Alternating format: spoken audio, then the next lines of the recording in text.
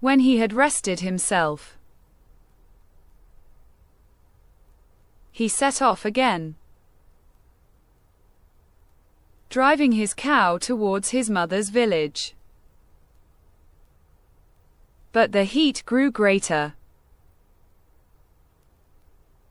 As soon as noon came on, till at last, as he found himself on a wide heath that would take him more than an hour to cross, he began to be so hot and parched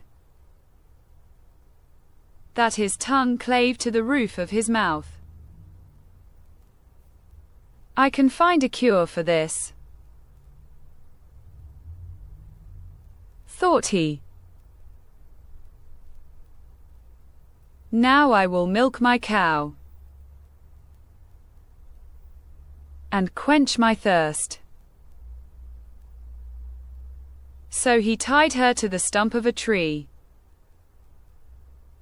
and held his leathern cap to milk into. But not a drop was to be had. Who would have thought that this cow, which was to bring him milk and butter and cheese, was all that time utterly dry?